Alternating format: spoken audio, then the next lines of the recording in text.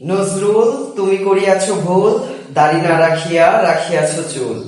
আমাদের সমাজে এমন নজরুল এবং রবীন্দ্রনাথ সম্পর্কে রসালো গল্প, রসালো ছড়া, ব্যঙ্গাত্মক ছড়া প্রচলিত আছে।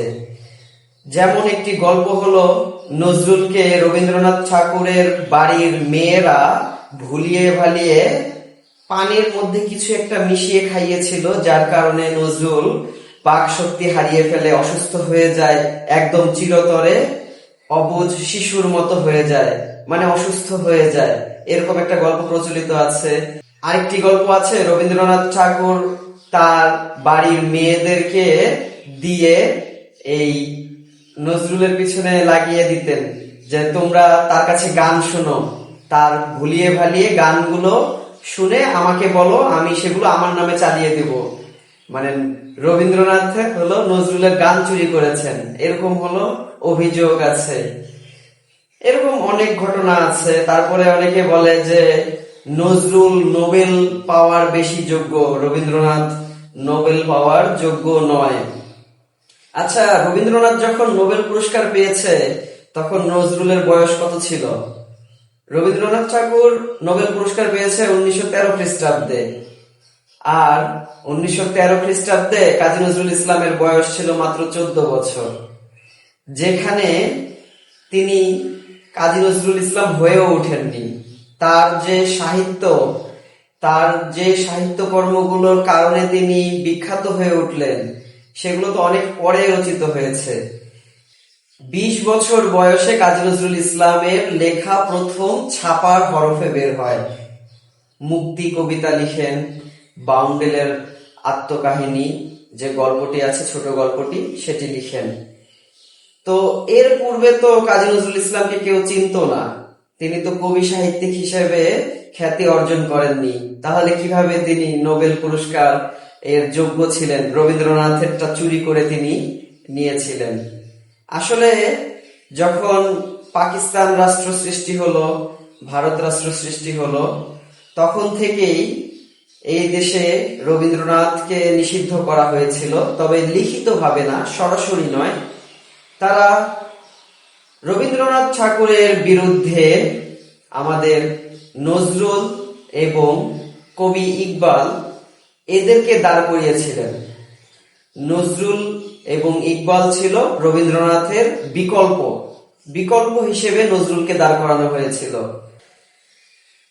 এছাড়াও নজরুলকে অনেকেই পছন্দ করত না। মুসলমানেরা নজরুল ইসলামকে কাফের উপাধি দিয়েছিল, আর হিন্দু যারা ছিল, যারা ঈর্ষা পরায়ণ ছিল, হিংসুটে ছিল, তারাও নজরুলকে পছন্দ করত না।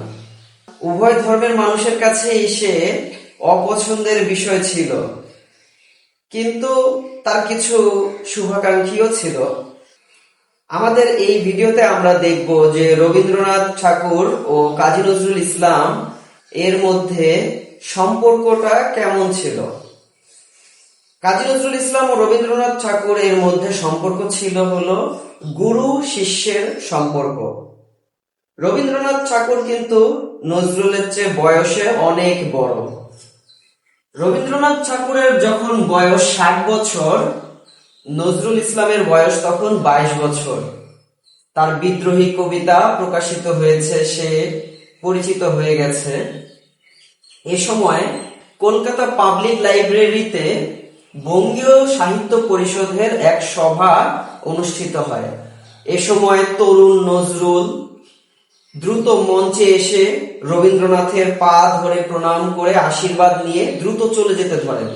অমনি রবীন্দ্রনাথ তার হাত ধরে তাকে বুকে টেনে নেন এবং তাকে মঞ্চে রবীন্দ্রনাথের পাশে আসন গ্রহণ করতে বলেন। এতে আমরা বুঝতে পারি তাদের মধ্যে কেমন সম্পর্ক ছিল। এরপরে যখন নজরুল ইসলাম যখন ধূমকেতু, লাঙল পত্রিকা সম্পাদনা করেন, তখনও কিন্তু রবীন্দ্রনাথ এই পত্রিকার যে আশীর্বাদের জন্য একটা বাণী লিখে দিয়েছিলেন। প্রথম সংখ্যায় যে একটা আশীর্বাদ বাণী ছিল, সেটা রবীন্দ্রনাথ ঠাকুর লিখেছিলেন। তাকে দোয়া করেছিলেন যে তোমার এটা আয় ধূমকেতু আয়, তুমি সমাজের সবকিছু দূর করে দাও, এরকম একটা লিখা লিখেছিলেন।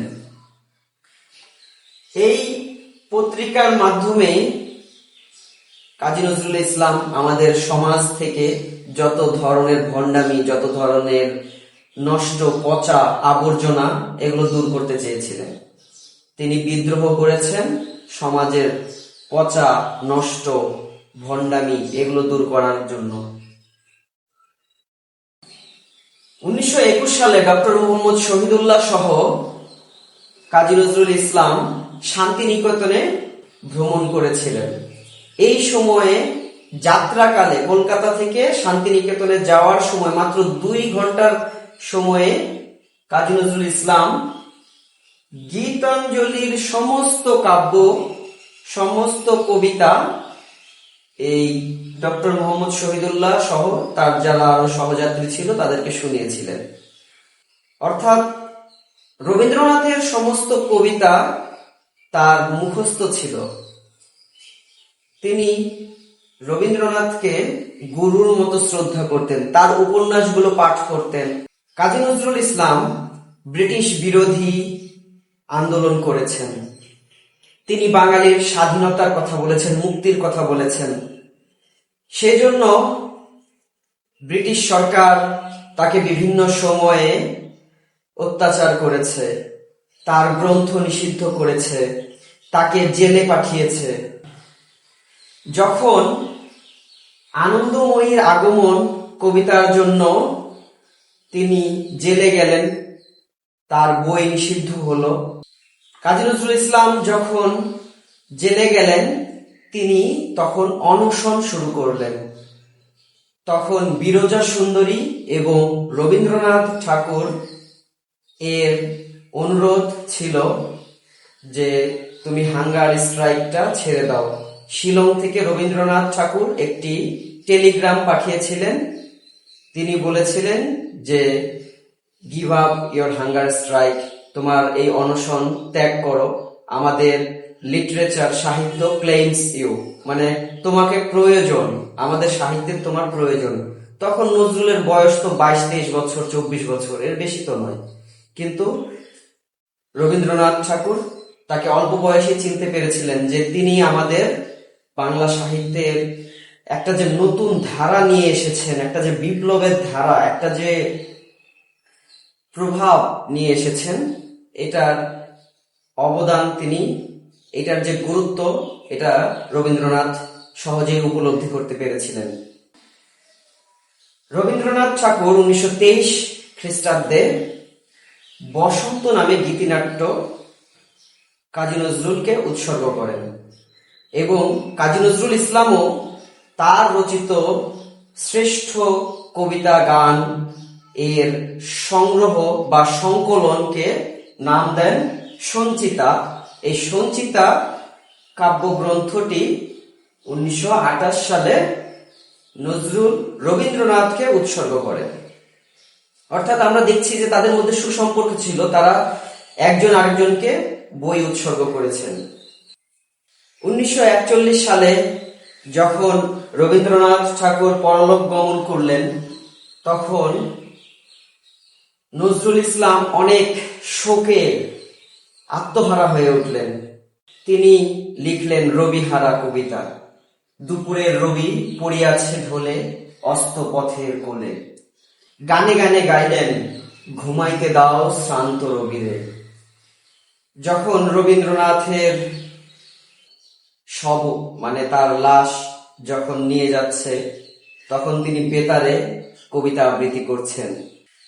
আমরা জানি 1941 সালে রবীন্দ্রনাথ ঠাকুর মৃত্যুর পরেই 1942 সালে নজরুল ইসলামেরও দুরারোগ্য কঠিন রোগ আক্রান্ত হয়। বাংলা সাহিত্য হারায় তার 2 মহারথীকে। বাংলা সাহিত্যের এমন কোন কবি নেই যারা কবিতা গান এত সমান তালে রচনা করেছেন। সাহিত্যের 2 দিকপাল যাদেরকে ছাড়া বাংলা সাহিত্য অসম্পূর্ণ, আমরা তাদের মধ্যে এই অবহেলা, এই দূরত্ব এগুলো রাখবো না। এই হোক আমাদের শপথ।